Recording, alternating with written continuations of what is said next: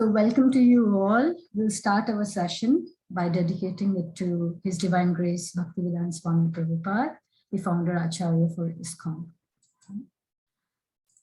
So we are in our journey for chapter 2, and we know that chapter 2 has 72 verses, and the title of the chapter is Contents of the Gita Summarized. And we are covering this as the first part, which is mainly focusing on Karma Yoga. And within chapter 2, we have completed the first 3 sections and a part of 4th section during the last session. So today we'll be continuing the 4th part, which is the Nishkam Karma Yoga. And we will be starting, covering a bit of the 5th part, which is Tita Prajna. Yeah. So last week, we started this, from verse 38 to 53, and we covered until verse 47 of 2nd chapter, Nishkam Karma Yoga. And this was mainly focusing how in the yoga ladder, we see Nishkam Karma Yoga was performing the duties, which is attached to work, but detached to the results of the work, right? So, we ended with this important verse, which, we all know is one of the most famous verse of Bhagavad Gita. And last time we saw in the last session how Krishna, gradually, we went through a transitional verse as well, where he gradually moves from, he was talking about Sakam Karma, and then he gradually moves into taking Arjuna up into the ladder, into Nishkam Karma, and how Krishna, mentions that he needs a person who, performs this without looking for results like happiness or distress, loss or gain, victory or defeat. That is one of the characteristics. And we also saw how Krishna mentioned clearly that there is no loss in this yoga. We will, after the death, as the cycle goes on in the next, life cycle, we will start where we have left when it comes to our spiritual endeavor, unlike our material endeavors, right? And towards later, we saw that how Krishna also mentioned that, he tells Arjuna to go beyond the 3 modes, the mode of goodness, passion, and ignorance, and how he also mentioned that very clearly that those who are followers of, Vedas are less intelligent, right? So we need to understand the essence of Vedas, which is, devotion to Krishna, right? Devotion and service to Krishna, and not fall into just the flowery words of Vedas, right? So last time we, like I said, we ended with this verse, which was the 47th famous verse, where we saw how Krishna highlights that we have the right to perform our duties, but we are not entitled for the fruits of action. So this is a bit of heavy verse, right? And we had a bit of discussions around this as well. So he clearly mentions that we should keep doing our duties, but but we should not be entitled for the results, right? And we should not consider ourselves as the cause of those results, which he is trying to. We also mentioned how, so we need to be very clear that we are not the only factor for the results which occur, right? So it is a, there are other factors along with this who result into, which can cause the results of the work, right? We are not the only factor, yeah. And how, he also mentions that if someone just, if we just focus on the first 3 lines, we might have a thought process that if we have to do our duty, but we are not entitled for the fruits, at the same time, we are not, considered, we are not credited as the cause for the results, then why should we even do the duty, right? Some people may think that. So Krishna specifically mentions in the 4th line, we also went through this, how he clearly mentions that we should never be, attached to not doing the duty, right? So we need to perform our duty, and because only we went through this as well in previous session, because only when we perform our prescribed duties, our heart will get purified, right? It is for our own purification that we need to perform our prescribed duties. Yeah. So that will purify our heart. And as a result, we will be enlightened with the knowledge. Yeah. The transcendental knowledge, our relationship with Krishna. And what is our true nature? We went through this as well many times, that, what is our true nature is we are the servant, of Krishna. Jivera Swarupa Hoy, Krishnera Nityava. So our primary duty is to serve Krishna. Yeah. And that's why we see that in purports and everywhere, Prabhupada also highlights several times that he doesn't mention just devotion, right? He mentions many times devotional service. He adds that service, yeah, because that is our primary duty. That is to serve Krishna, yeah, in our capacity. So we can take in this, something like, if we take the example of farmer, right? The farmer works so hard in the field, right, to get, to survive, right? But when the farmer works so hard, we need to understand that the farmer puts the effort and, to get the results, right? But when we say that we are not only cause of the results, there are other factors. We need to also think what would the farmer need? If we try to scrutinize, a farmer would need, to do his job, he would need the seed, right? First of all, yeah, to plant the seed, he needs the seed. And who has given that seed? Krishna, right?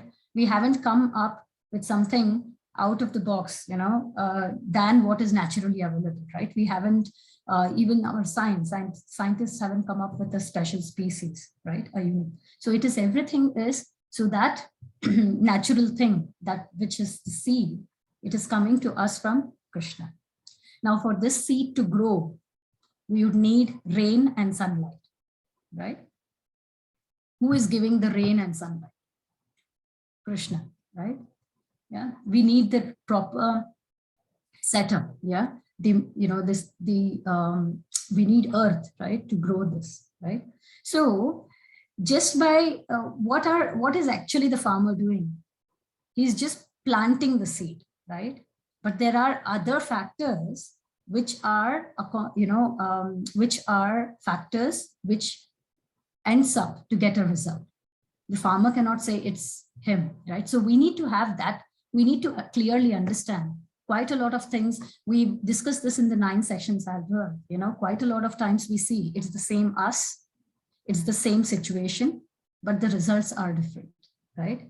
So why? Because there are other factors beyond our control, beyond human control, which, accompany for the results, right? And that's why Krishna is clearly saying that never consider yourself the cause of the results. And what are these factors?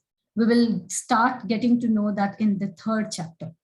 Krishna gives us the cycle as what are these factors we are talking about, which are really key for us to get that result.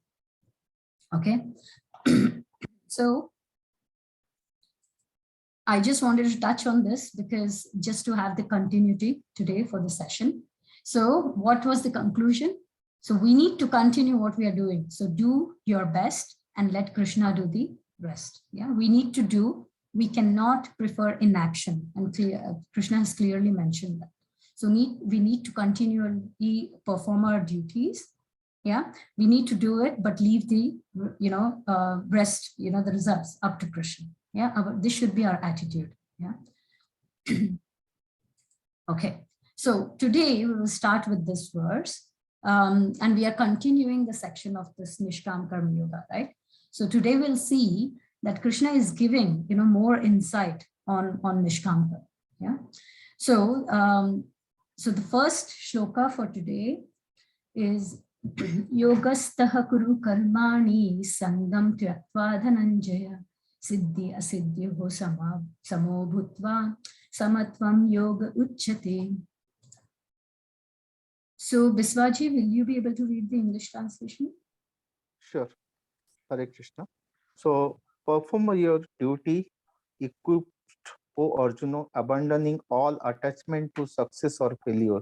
Such equanimity is called yoga. Bhagavad Gita 2.48. Thank you. Thank you. So we learned what is yoga before, right? Can somebody say what does yoga mean? Unity with soul. Connectivity, yeah. Body with the soul. Yeah. So connecting with the Supreme. Yeah. So, Nikita Mataji. It's not, yeah. Hare Krishna. Yeah, go ahead. So, I think so it was Vishwa Prabhu who was saying that it is yoga means connection between soul and body, right? So just want to clarify that it is connection of soul with super soul, not of body. Yeah. Thanks for clarifying. Yeah, that's true. Yeah. I was coming there. It's not equity, but yeah, it is the connection between soul and the Supreme, which is the super soul. Yeah. So Krishna is telling Arjuna that he should act in yoga. Yeah. And that yoga is what? That connection, right, between us and Krishna. and we need to perform this. We need to concentrate the mind, upon the Supreme. And how can we? By remaining equipoised. That's what, Krishna is saying. Yeah. So equipoised is what? Being balanced. Okay. So balanced, irrespective of, whether we are getting success or failure, whether we are getting good results or bad. Yeah. And how can this happen? This can only happen by controlling our senses, right? So, here, we see that Krishna himself, he's the Supreme, right? And he is telling Arjuna to fight. Yeah. And he is telling Arjuna to leave the results on him, right? So Arjuna has nothing to do with the results. Krishna is just asking him to fight. And, it's whether Arjuna wins or loses. He has Krishna next to him. So it's Krishna's concern, right? He will derive the results. So Arjuna is being simply, it's kind of, being advised to fight. And what is that real yoga when we say equipoised? It is us, us performing the activity following Krishna's advice or what Krishna is dictating. Right? So this is the right way, for us to discharge our duties in Krishna consciousness. Just follow what Krishna is saying. We don't need to worry about the results. Yeah, like Krishna already mentioned, right? Last session we saw that for him, the intention or the consciousness of us to perform that activity matters. From that story of Squirrel and Hanuman, the consciousness or the intention matters. For Krishna, the results don't matter, right? So it's similar to, when we see the structure in our company, when there are quite a lot of times that, we get, some direction from our senior or from our boss, to do something specific way. At that moment, we may think, why is this decision being taken? But we don't need to, ideally, we need to just follow the instruction because they have a bigger picture, right? So we don't need to spend our energy as why is it being done that way? We just have to perform what is being asked, and what is being asked in the specific way, what is, needed as per the company, right? As per the boss direction. Yeah. So, and rest, when we are asked to perform in specific way, once we perform, whatever results, whatever outcome we get, it is completely depending on, then it's their headache, the boss headache, right? Because they were the decision maker. They asked us to do that. We don't need to worry about the results. The results, they will take care of the results, right? So similarly, Krishna is asking here for Arjuna just to, remain balanced and just, perform his duty. Yeah.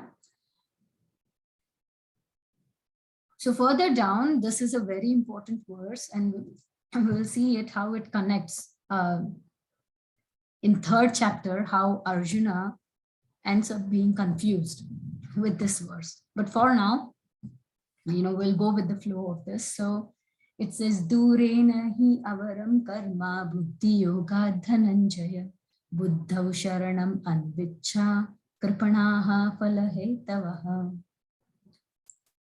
So Hari Krishna ji, will you be able to read it?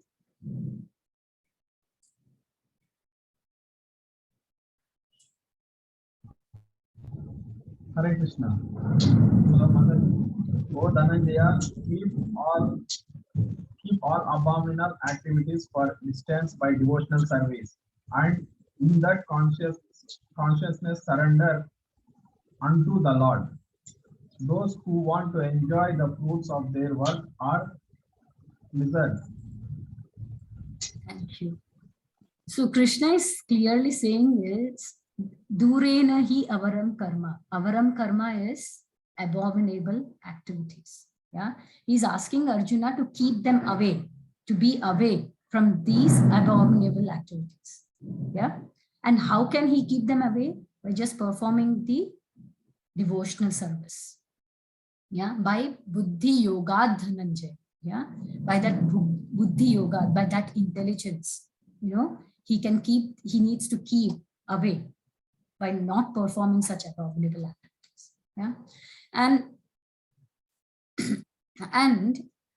one of the important thing is also that intelligence. The 3rd line is buddhau sharanam anvicha, is by using that intelligence or that wisdom.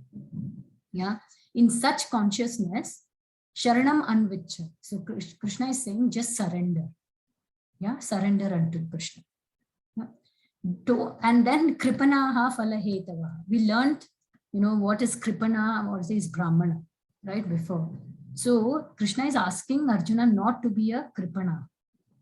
Yeah, and kripanaha is someone who doesn't realize the real purpose of life, right? And phalahetava is desiring, he should not be acting as a kripana, desiring for, results. Such people are, misers, right? So misers are the people, who kind of look forward for just temporary results, short term, and that's why because their focus is only on short term results, they get more entangled, right? So you aim, they have target, a close target. Once that target is achieved, then a new target takes place. And because they get entangled in that way in this material world, they undergo a repeated cycle of birth and death, right?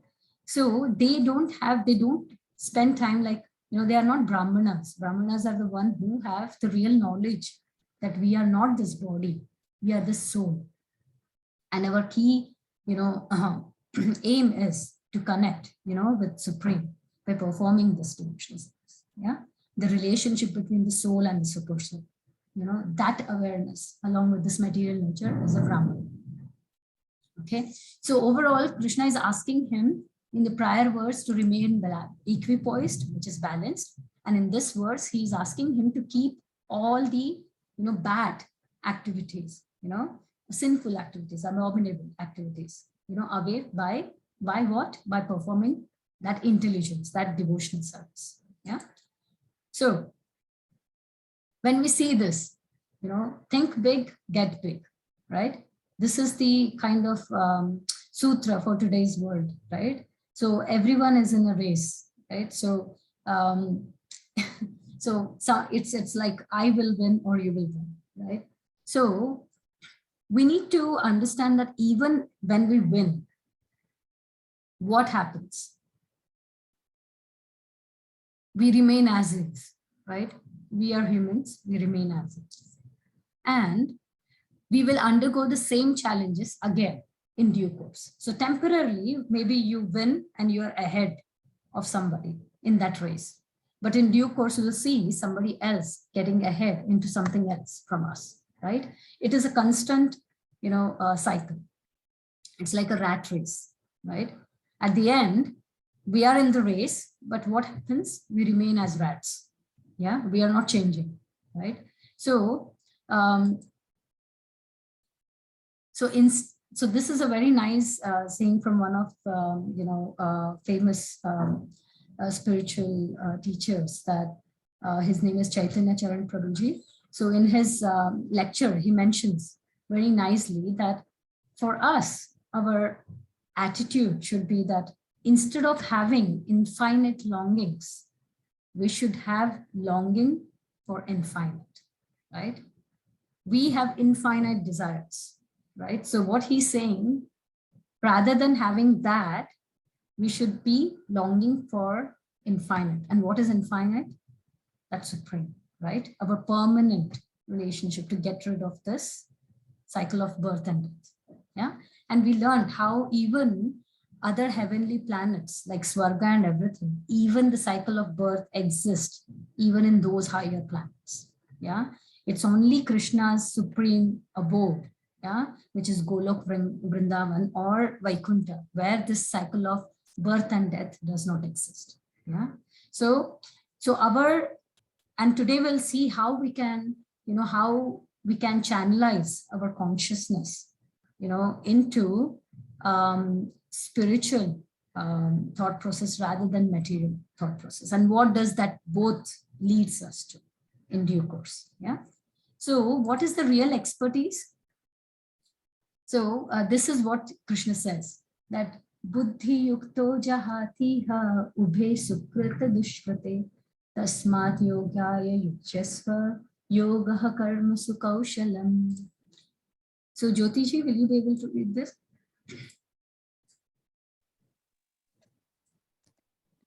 Yes. A man engaged in devotional service rides himself of both good and bad reaction even in this life. Therefore, strive for yoga, which is the art of all work. Bhagavad Gita 2.50. Thank you. Thank you. So Krishna is saying, what is the real expertise? He's highlighting here that a man engaged in devotional service, only this person can get rid of himself from both good and bad reactions. And one of the key thing here is Krishna is specifying this, that in just this life itself, we can get rid of this. So we learned before as well, when we say, whether we go, when we do, we are all clear that when we do bad actions in this life, we have to face the repercussion of that, either in this life or next, right? The reactions, right? But we also learned that how even good acts to have the results of those good acts, we have to still take birth, to even utilize those results of those good acts. So whether it be punya or papa, we have to again undergo this birth and death cycle to, replenish that account, right? To face that. So that's why Krishna is saying here that it's like he's first of all giving another definition here of yoga, right? He's saying that yoga is art of all work, art of all work. So what does that mean? It's expertise, right? And what is that expertise? He mentions here devotional service, right? It is working for Krishna. Yeah, it's not just material things, and it is like it's he mentions kaushalam, right? It's the expertise, that devotional practice. Yeah, so only way to get rid of this good and bad reaction, we can even get rid of that even in this life by performing devotional service to Krishna. Yeah, and we see that this has been highlighted by Krishna so many times. Even though we are just in second chapter, we might, we have gone through this, clear message from Krishna that just by performing devotional service, we see how many times it is highlighted that that is the only way to go back to Krishna, which is back to Godhead, right? So overall, Bhagavad Gita is teaching us, how to surrender unto Krishna, and get rid of this chain of action and reaction, right? Or, whether it is good or bad. Action and reaction for that to face, to get rid of basically the cycle of birth and death. Yeah. So that's the that's the gist of this shloka. And just continuation of this shloka, when Krishna says in this life itself we can get rid of good and bad reactions, we see the shloka followed by where he clearly mentions again that by just performing this service, we don't have to undergo the birth and death cycle. Yeah. So karmayam buddhi yukta hi phalam tyaktva manishinaha janma bandha vinirmuktaha padam gacchanti anamayam. So Kavya ji, will you be able to read this? Hare Krishna. By thus engaging in devotional service to the Lord, the great sages or devotees free themselves from the results of work in the material world. In this way, they become free from the cycle of birth and death and attain the state beyond all miseries by going back to Godhead. Okay, thank you. Yeah. So again, but this is an important verse as well, because it's the first time Krishna is saying that there's something permanent, something beyond this temporary world, right? And he's mentioning that again, he says here, right, that phalam tyaktva manishinaha. So phalam tyaktva means giving up. Phalam is results, and this is giving up. So giving up the results of work. Manishinaha is actually, great sages, or devotees. So Manishinaha is, the meaning of the word is that someone who can control the mind, controller of mind. We see this name as Manish commonly, right? So it is Man Ish. Ish is controller and Man is mind. So Manishinaha is someone who is the controller of mind. Okay. So Phalam Tyaktva Manishinaha. So Krishna is mentioning that someone who gives up the results of the work, such great person who have the control of mind. Yeah. Janma bandha vinirmukta. I think this is straightforward, right? Janma bandha is from the bondage of birth and death cycle. Vinirmukta is they get liberated. They get out the cycle of birth and death. And padam gacchanti anamayam, right? So it is they reach, padam means they reach a position. Anamayam is where there is no miseries. Yeah, a place which is beyond all miseries.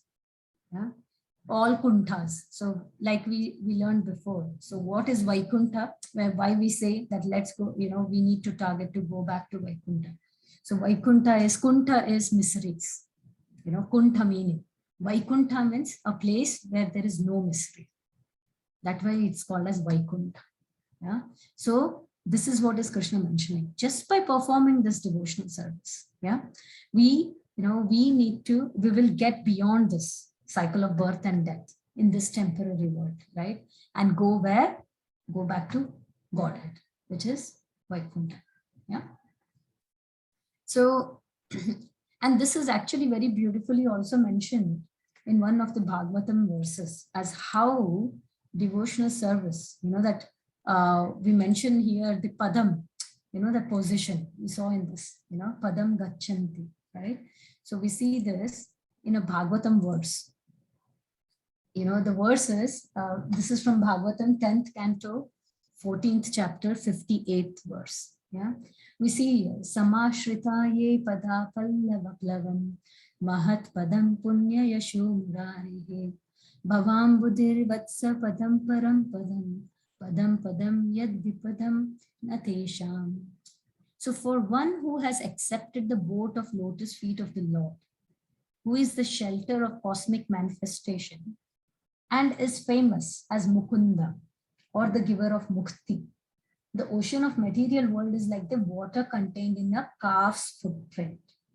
Parampadam, or the place where there is no material miseries, or Vaikuntha, is his goal, not the place where there is a danger in every step of life.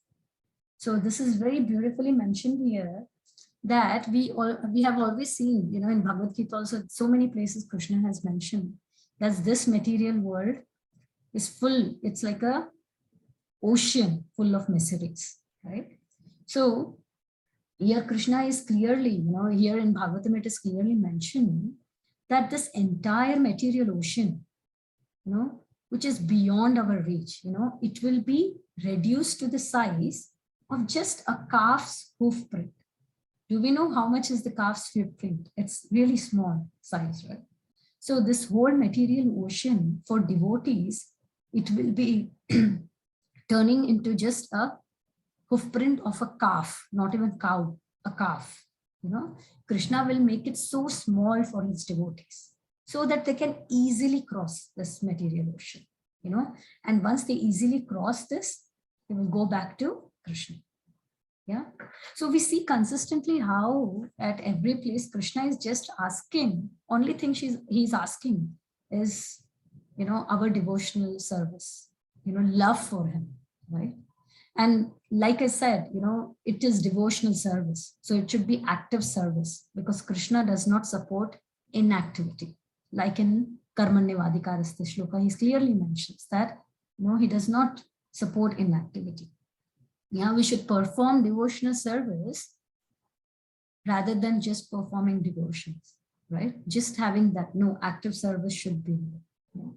So, because inactivity is not our natural nature. Even once we go back to Godhead, our activity continues, and maybe the real activity continues actually. Yeah, we are here in preparation phase, right? So we need to just perform the service so that we can gradually develop ourselves, purifying ourselves to go back, to get that eligibility to go back to Godhead. Yeah, and that's why Krishna mentions in the next verse to Arjuna. So maybe I'll go to Neeta. Neeta, will you be able to read it? Hare Krishna. When your intelligence has passed out of the densest forest of duration, you shall become indifferent to all that has been heard and all that is to be heard. Hare Krishna. Thank you. So yeah, again, Krishna is saying Arjuna that right now Arjuna is not aligned, right, with Krishna, and that's why he is under so much confusion. So Krishna is saying this delusion what you're having, because he said before as well, right, don't be a kripana, and Arjuna accepted in that shloka of Karpanya dosha. He is, feeling weak because of his material attachments, right? So he is under delusion. So Krishna says that he's not aligned right now with Krishna because he's under delusion. And once Arjuna comes out of this dense delusion, he will become indifferent to all that what Krishna is saying. Means he will be aligned with Krishna to what he's been saying, right?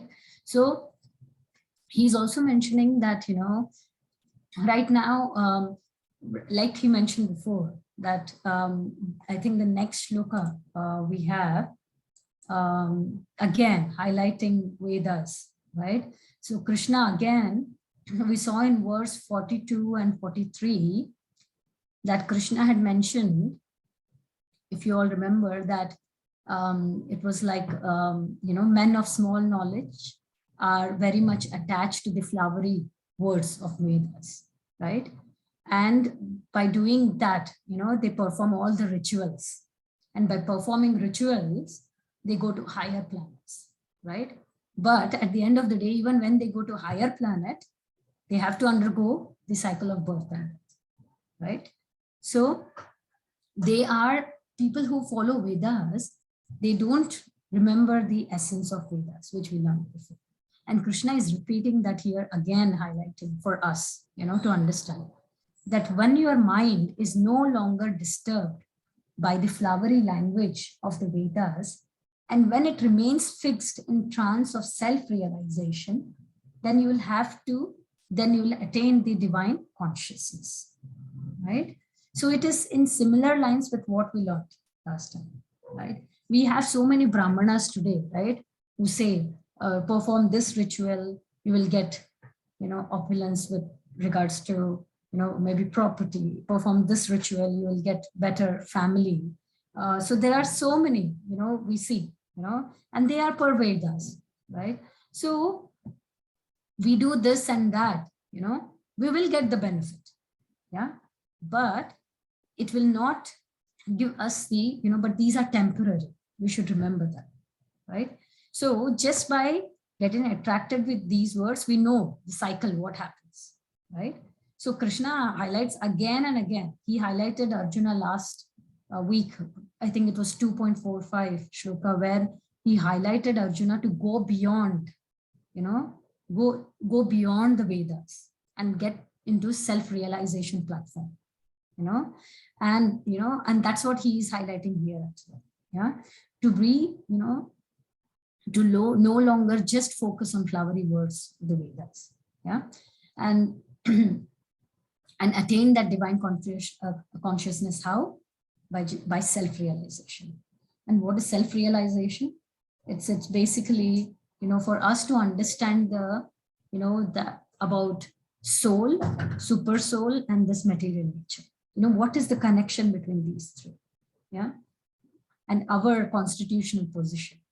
You know, our constitutional position is that the same thing. Yeah, Jivera Swarupa Hoy, Krishnera Nityadas.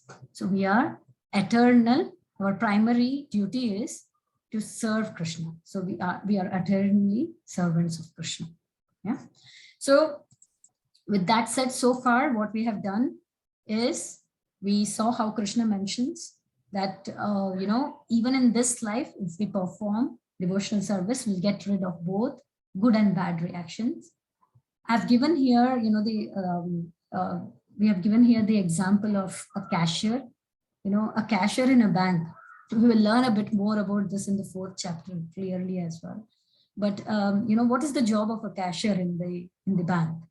You know, we deposit, you know, someone is coming in, they deposit heavy amount of money. The cashier knows, you know, what the person is getting. The cashier puts back it into the bank, right? The cashier does not take that. So, and which is available, the cashier gives back to the person who owns it, right? And as a result, because the cashier is performing, you know, the duty, right? And not taking part of what is being given for self and giving it back. So similarly, and you know, sorry, at the end, what does the cashier get?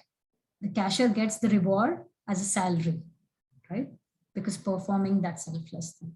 So similarly, you know, whatever we get, you know, if we offer that back to Krishna, who has given it to us, you know, we will get the results. Krishna will take care of the results for us. You know, like the cashier's salary is the result, right?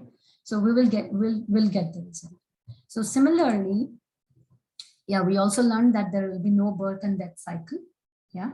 And first time where Krishna mentions there is something beyond this temporary world, which is with no miseries, right?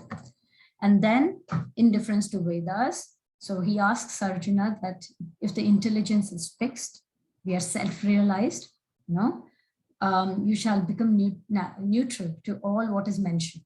Yeah. And then the last verse where we see Krishna asks Arjuna to be having a fixed intelligence. We also learned this before. I think it was 2.41 shloka, Vyavasayatmika Buddhi, right? That businessman thinking, yeah? So a fixed intelligence, that we should, what is the main outcome we need to have? To serve Krishna, right? So fixed intelligence and trance. So when our mind is no more disturbed by the flowery language of Vedas, the intelligence is fixed and we are self-realized, then, we attain the stage of Jivan Mukta. And this is kind of a seed-king verse for the last section of 2nd chapter, which talks mainly about what, how this person is as a Jivan Mukta, a self-realized person, Jivan Mukta, right? It's also called as Sthita Prajna. Yeah. So this is the main verse which is linked to the next section. Yeah. So we can either call it as Jivan Mukta, Sthita Prajna, and a self-realized soul. You can term it. Yeah. So the last section of the 2nd chapter, we will be covering half of this today. It is Sthita Prajna. Yeah. So what are the qualities of this person, of a Jivan Mukta? Yeah. Now, when we split this word, Sthita Prajna, because this is what Krishna uses, and Arjuna also uses. So Sthita means what? It's fixed, right? And Prajna means intelligence or wisdom. Yeah. So when we talk about in the last verse, fixed intelligence, it's nothing but Sthita Prajna. Yeah. So Sthita Prajna basically is a person who is, like I said, self-realized, or this person is also called as Jivan Mukta. Yeah, so all this are the synonyms of each other. Yeah? So just moving further, now this question is actually, as soon as Krishna speaks the 53 verse, mentioning about having, asking Arjuna to have a fixed intelligence and trance, and he mentions Jivan Mukta. So Arjuna will now ask Krishna that, what are the symptoms of this person? When we are talking about this person, how exactly is this person behaves or talks or, responds. So what are the symptoms of such a person who is called as a Sthita Prajna, right? So the shloka goes like Arjuna Uvacha Sthita Prajnasya ka bhasha samadhistasya keshava Sthita dihi kim prabhasheta kim asita vrajeta kim. Right. So Reshma ji, will you be able to read this? Yes, Mataji. Arjuna said, "O Krishna, what are the symptoms of one whose consciousness is thus merged in transcendence? How does he speak, and what is his language? How does he sit, and how does he walk?" Thank you. Thank you. So it seems like, like I said, Arjuna is asking this person whom you're calling as Jivan Mukta or Sthita Prajna, how does what are the characteristics of this person, right? We just hear this, but tell me more about this, right? So like it's similar to how we ask about a famous personality, right? Now there is so much interest about what do they do in their day-to-day activities, what do they like, how do they behave, right? So we see that there's so much curiosity to know, about such people, right? So similarly, Arjuna is asking that how this person who is in divine consciousness, like Krishna mentioned, right? Or who is a Sthita Prajna or Jivan Mukta, how this person speaks, how this person, walk. When he says walk, we will see what exactly he means. It's not literally walk. How does this person sit, etc. So it is like when we talk about famous personality, our inquisitiveness to know about them, it's on material platform, right? But this is on spiritual platform. This is like philosophical discussion, which is happening, right? It's really at the serious level why Arjuna is asking this, right? And this is basically like we have always been, showing that Arjuna is put purposely under this. It's not that he didn't know, right? He was put under Yog Maya, under the, he was, in the influence, put by influence of Yog Maya by Krishna. And that's why, he's asking these questions for us, right?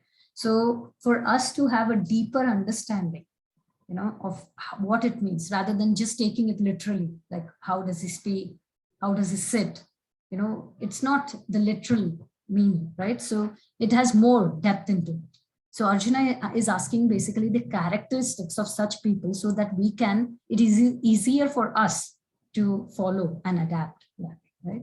So what is the overall, like I said, background for Arjuna asking this question? Like we know that he was covered by Yog Maya. Now we see consistently from the starting of Bhagavad Gita, Arjuna wanted to avoid to fight, right? He wanted to go and not have to face famous personality like Bhishma and all the relations he had on the battlefield, right? So that's why, when we tend to have specific thing in our mind, we only try to pick up, few words from somebody, right? When we are speaking. And same thing Arjuna did.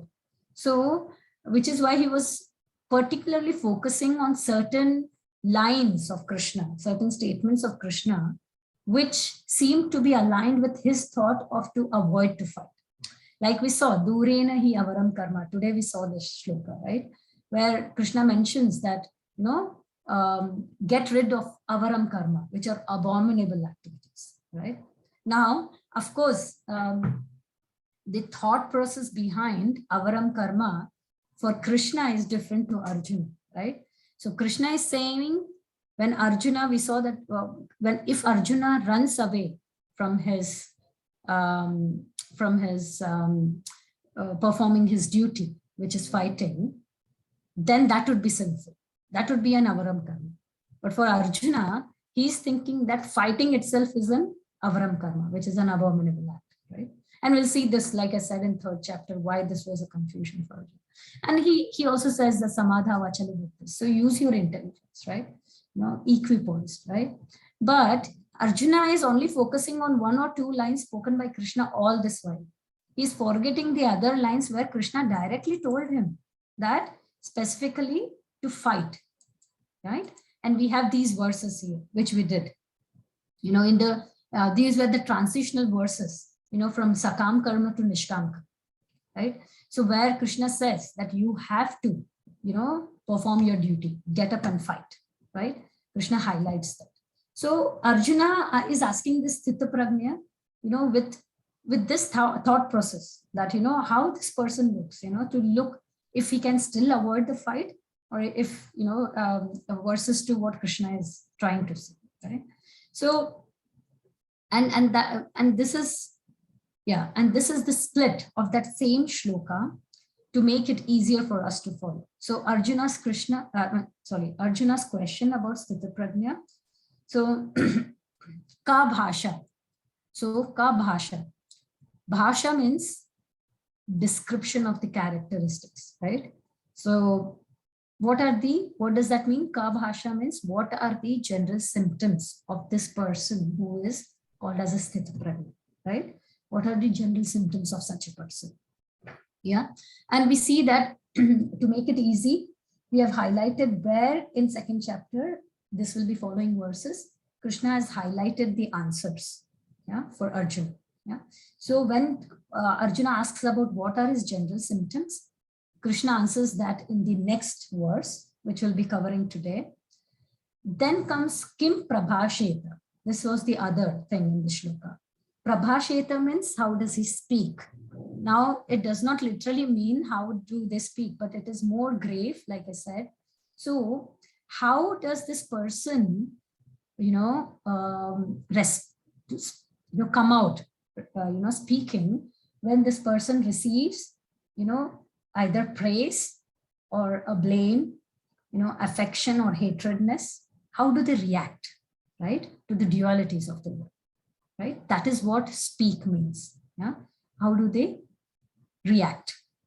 Okay, and then comes the third question is Kim Asita. How does he sit? So how does he sit means how does he restrain his senses from what? Sense objects, right? So what are the senses? We know that we have 5 senses, right? Which is taste, smell, touch, sight, and hearing, right? And what are the sense objects? Something which attracts these senses, right? For example, for an eye, it can be something really amazing or beautiful we are seeing. For the ears, it might be something which very nice thing we hear, we get attracted to. For the tongue, it may be, different kind of foods, right? Which we get. So these are the senses, and these are the, for example, food is the sense object for tongue, right? So this person who is Sthita Prajna, how does this person restrain his senses from these sense objects? How does he control his senses, right? And we learned from the cycle, which comes in this chapter. In 9 sessions, we learned the cycle, right? How the senses get attracted to sense objects, and the whole cycle start with contemplation on those sense objects by our senses. And then how this whole thing results into something like anger, something like this develops lust and then anger, and it causes delusion. And eventually we tend to do wrong action. Yeah. And this will be covered here, in this, verses as an answer from Krishna. Then 4th question in this same shloka is Kim Rajeta. So how does he walk? Walk, and as in, how did he respond to the senses? Yeah. And Krishna answers that in shloka 64 to 70. Okay. So like I said, senses, these are the senses. These are the sense objects. This is for just picturistic put in here, so that when do you go through the slides, it is easier for you to follow and remember, right? So, and we see that how even in these examples, in Kali Yuga, all our senses are involved only to get into the material things, and the more our senses gets attached to these sense objects of this material world, we are well on our way to hell, right? So we should use our senses into, spiritual outcome. Yeah, like these eyes, we should utilize them to look at the deities in our house, temple. Yeah, our ears, we should use it. The hearing should be more, hearing the spiritual lectures. What we are doing now, Bhagavad Gita class. So we are trying to hear about Krishna. It can also be, the tongue for chanting and for eating prasadam offered to Krishna, right? So chanting is a great process because it does it involves your senses. Even hearing is involved, right? Because what you chant, you hear also, and that purifies, right? So we need to involve our senses more into spiritual centric rather than material centric. Yeah. So we saw the symptoms and we can correlate it, anything, there is a symptom for everything. For example, COVID-19, which is fresh for us, right? In our mind, it had its own symptoms, right? So similarly, a rich man might have his own, symptoms. When you see somebody, when you see a big house, when you see a big car, these are the symptoms of a rich man, right? So similarly, one who is Krishna conscious and one who is situated in that divine consciousness, he has a particular nature, there's a particular way, characteristics, the way they talk, the way they respond, there are particular characteristics, and that's what Arjuna is asking. Yeah. So we will cover today, out of these 4 questions which are mentioned, we'll cover 2 questions, question 1 and 2. So question 1 is Ka Bhasha, right? Ka Bhasha were nothing but the characteristics, general symptoms of Sthitaprajna, right? And Krishna, these are Krishna's answers to question 1. Yeah. So question 1, and this is what Krishna has answered. Right? So Shri Bhagavan Uvacha Prajahati Yadha Kaman Sarvam Partha Manogatan Atmani Eva Atmana Atmana Tushtaha Sthita Prajnas Tadochate.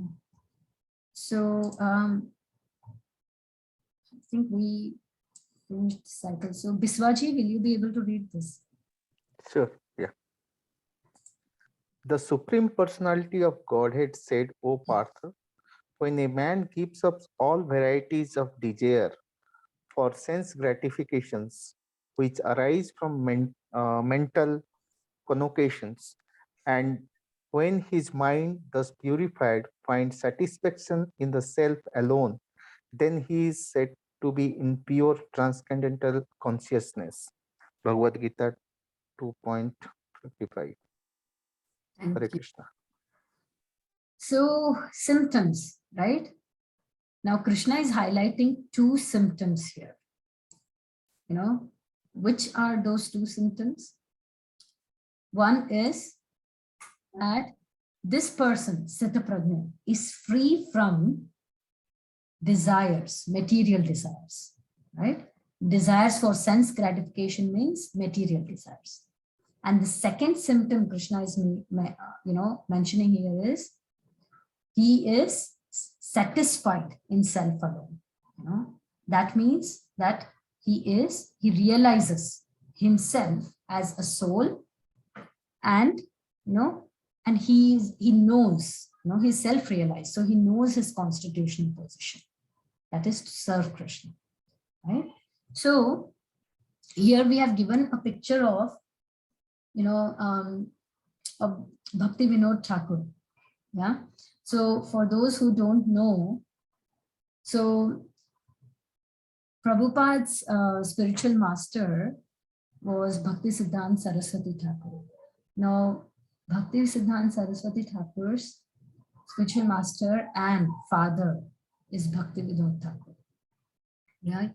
So he is an ideal example. Why we have put his picture here is because he is an ideal example showcasing the symptoms, of a Sthitaprajna. Yeah. So just to give a bit of background about him, he was a district magistrate, at the British time, at that era. Yeah. And having this position of a district magistrate was one of the highest position for an Indian to have, during that era of British rule. Yeah. But he was so impactful and he was so good at his job that, and you can see how good he was by knowing that there was no case, which he dealt with. The decision for that case, would be moved to the next day. All the case, the outcome were, done. They were resolved the same day they arrived on the desk. Yeah.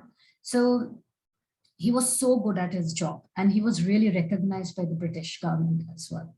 So when he was planning to retire, because he was a great spiritual personality as well, following in this disciplined succession, right? So he was so good that when he was planning to take retirement at certain time point, and why he was planning to retire was to full-time take spiritual practice. Yeah. But as soon as he was planning and he shared that planning with the, British government, they didn't want to let him go. They took the step of even they literally laid down the railway track, until his home, so that he has very good convenience to come to work, and that might make him decide not to quit his job. Right? So he's a, he's such a great personality that he had a balanced spiritual life even after having that level of material designation with him. Yeah? He wrote many spiritual books, and it was actually him who, mentioned or who conveyed this message of Chaitanya Mahaprabhu that one day Krishna's name will be spread all over the world. When he highlighted, he kept on, trying to propagate this, mentioning this. At that time point, when people heard this, obviously it was impossible, right? An impossible target to go have Krishna outside, India as well. But, we see how he was so confident and he kept on, highlighting that, if Chaitanya Mahaprabhu, who is Krishna himself, has spoken this, in scriptures, then it has to happen. It is sure to happen. It might look impossible now, but it will happen, So he's a great example for being a Sthita Prajna, because he was, he was a family man like us, but his desires were not for self. It was rooted to preaching Krishna consciousness. And he was satisfied. He was a self-realized person, He slept, even after being a family man, even after doing his job at that level, of being a district magistrate, he wrote so many spiritual books, and he slept around 2 hours a day, and he wrote books, and he spread where possible, Krishna consciousness alongside his work schedule, family schedule, and all of that, right? So that's why these two are the symptoms highlighted by Krishna, that a person who is,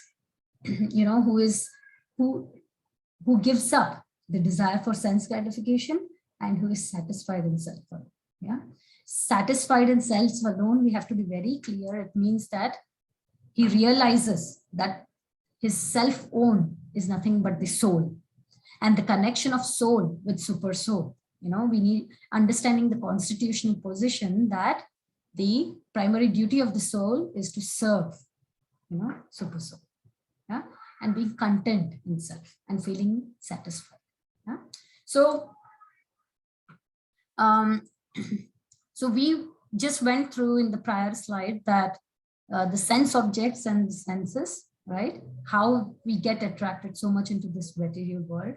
And we also spoke a bit about how can we use these senses, rather dovetailing them into Krishna activities or spiritual activities, right? And some examples, how we can, dovetail these senses, by some of the external spiritual sense objects. Yeah. So like I said, we can use the, darshan of deities of Krishna, performing kirtan, right? Or chanting, reading Bhagavad Gita, yeah, utilizing your senses of sight, right? And then, hearing Krishna Katha, right? So these external spiritual sense objects, right? They are also sense objects, but they are spiritual sense objects, right? And these are external, outside, right? So these external spiritual sense objects, if we dovetail our senses into these spiritual sense objects, then they lead us into, even though they are external, but they lead into internal happiness. And why? Because internal, nourishing the soul. We learned that Queen's story, right? Who was busy taking care of the cage, not the bird, right? So the soul needs the main nourishment, right? Alongside the body, right? So that by, dovetailing our senses into these external spiritual sense objects, we get that internal happiness. Why? Because the soul is being nourished, because we are doing Krishna activities, right? So this helps us to revive the dormant nature. We all, have that love for Krishna, but it is in dormant nature, right? So to awaken that dormant nature within us, we need to dovetail our senses into spiritual sense objects, not material, right? So let us, just go a bit on what do we consider, what is our criteria to understand internal versus external, right? So when we see this body, and when I say internal, what does that mean? Something which is inside me or outside me? What does that mean when we talk about internal? Inside the body, right?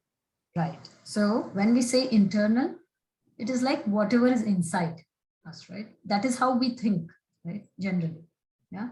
So if we think in that way, then can somebody say, is mind considered as internal or external? So it seemingly seems to be internal, right? But actually it is external, because our thought process, should be actually in context with something which is measured from a soul's point of view, not at the bodily level. Yeah. So this is the, this is a bit of, how do we say, naive idea when we talk about internal, it is inside to the body. Our context should be not at the body as a criteria. It should be rather the soul. So mind is internal to the body. Yeah. But actually the context, keeping in mind that it should be from the soul point of view, mind and body both are external to the soul, right? So we learned this before, right? The subtle and the gross, right?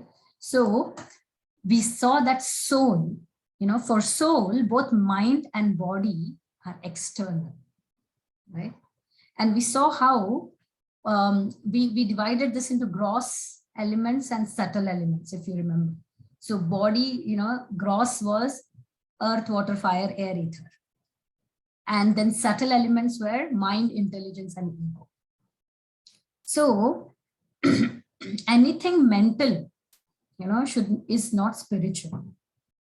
So our reference point should always be at the level of soul, not at the level of body. Yeah. So when Krishna in the previous verse said that, Sarvan Partha Manogatam, he means that, what was he saying? Look within and you will find peace. Yeah.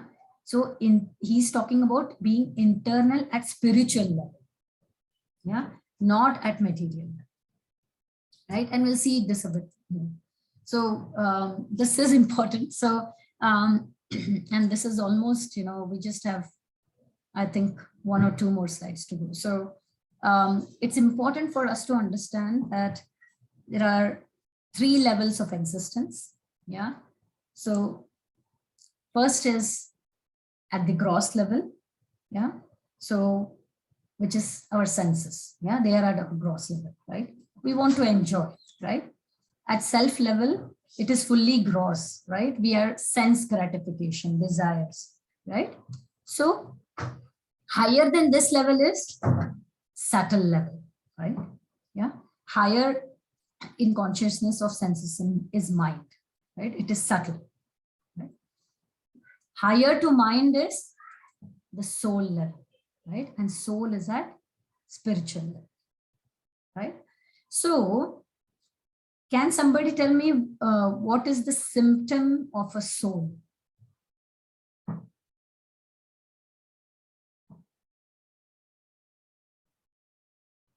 It's consciousness. We learned this, right? So consciousness is the symptom of a soul. Yeah. Now, just 2 things more here. We need to understand that mind plays a key role because it is root of consciousness. It is the way, right? But soul is the base, which is the root of consciousness, right? So this is very important for us to understand. Yeah. Symptom of soul is consciousness, but this consciousness, for this consciousness, even though the root, the base is soul, right? but the root is mind. Yeah. So normally speaking, when we see soul's consciousness is rooted through the mind, when it is rooted outwards to material, right? Through senses, right? To external world, right? It gives us material intelligence, right?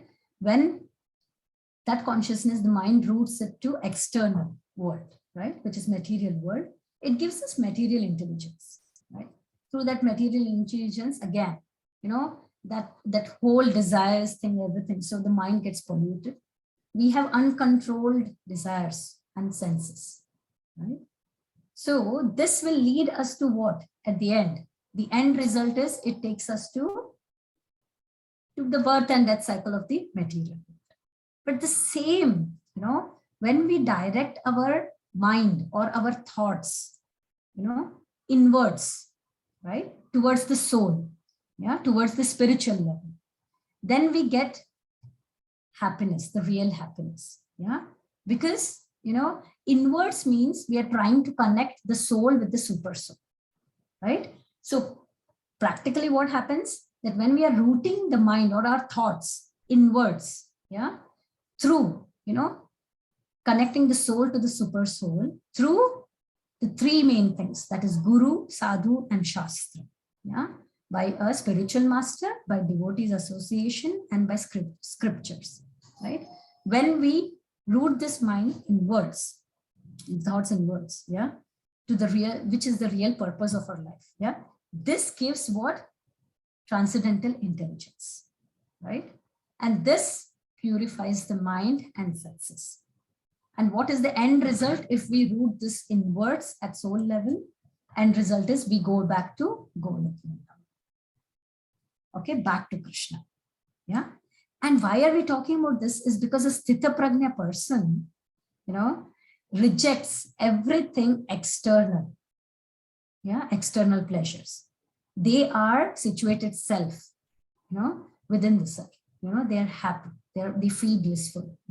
They rejoice in the inner pleasure. Okay. So that's the gist of this overall slide. Yeah. Now the last shloka for today is the second question of Arjuna was Kim Prabhashi. How does he speak? Right?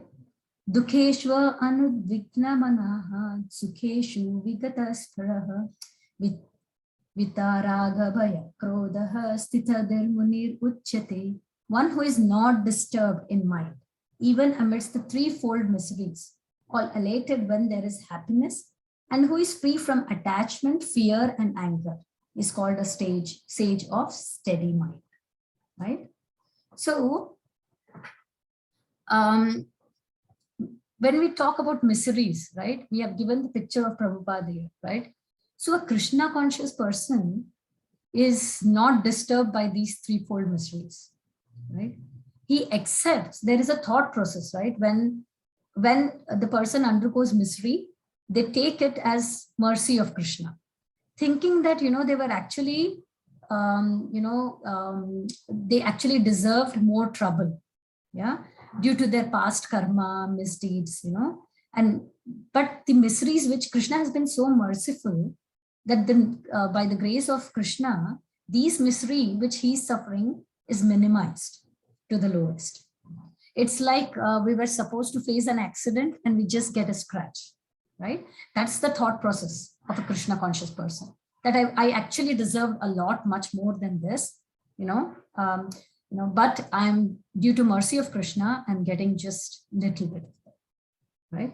And when there is, this is about miseries, but when there is, when they get success or when they get happiness, they give the credit to Krishna back, thinking themselves humble, that humility, that they are unworthy, of this happiness. They realize that everything they're getting, the happiness, it's only due to the mercy of Krishna, and to allow us to better perform service to Krishna. That's why Krishna is, right? So that's what they're saying here, that the person is free from attachment, whatever results they get, they take it as grace of Krishna, mercy of Krishna, right? Fear, yeah, they are fearless, you know, they are very daring by their nature. We see this example from Prabhupada, you know, how he went to the US, you know, an unknown place. He didn't know anybody. And, you know, how he was so fearless that to preach Krishna consciousness, because that was his only aim. And even not only then, even at the deathbed, we see in this pic, you know, how he is busy translating books. You know, it's a perfect example of what this says, Thitadira Munir, right? You know, so they are not influenced by any attachment or aversions. You know, attachment to that sense gratification is not there. Attachment to only Krishna gratifications, right? So consequently, the other, you know, thing which is highlighted here is anger, right?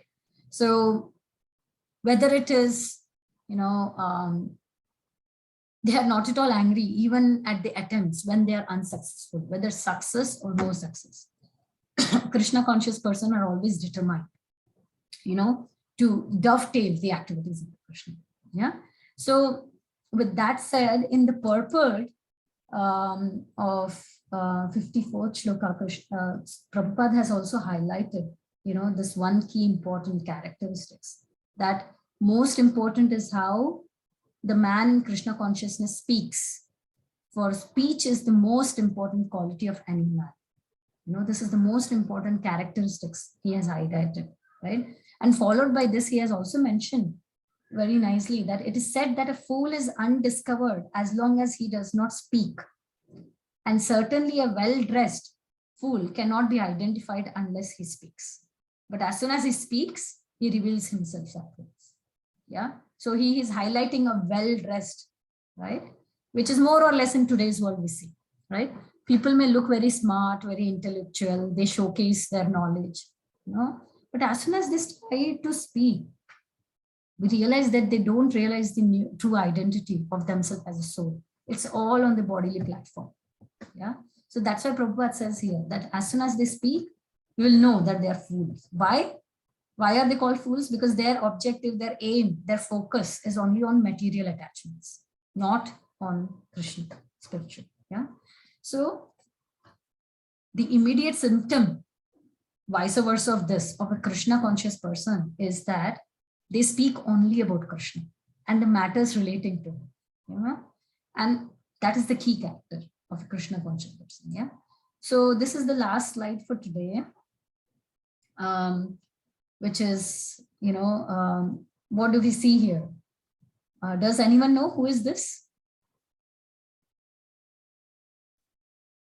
We see Narsimha Avatar here. So who is this boy? Prahlad. Yes, thank you. So Prahlad Maharaj, we saw, he was such a pure devotee. You know, one of the qualities Prabhupada mentioned or Krishna mentioned is unaffected, right? And we see that in Prahlad Maharaj. He was such a pure devotee that it was unaffected. Everyone was so scared when this Narsimha Avatar appeared, and when Narsimji was so angry, you know, everyone was fearful except Prahlad, because he was fixed in Krishna consciousness. Yeah. And he had the consistent faith, you know, in Krishna, right? So no matter what he underwent, he did not stop, you know, that faith, that, you know, those activities, Krishna consciousness activity. Yeah. So as long as one is in this material world, you know, there is always the possibility of, you know, evil things happening or good things happening. Why? Because this world is full of duality. You know? But one, you know, the person who is fixed in Krishna consciousness, they are not affected by this good or evil, because they are simply concerned about Krishna. And Krishna, that faith that Krishna will take care of everything. Their knowledge is fixed, you know. So that's the session for today. And I hope all of you are chanting. And, you know, and I know that most of you are. regularly, but I would just like to request again and remind to continue your chanting, your rounds. And like we saw, this is the only way, this is the main sacrifice for Kali Yuga, right? And yeah, this is the only thing. There is no alternative, and this is the only thing which can let us out of this material ocean of this world. And that's what we see, how it reduces to a calf's hoof print, right? The size reduces to that, right? For a devotee, yeah, to cross over this. So with that said, I conclude this session.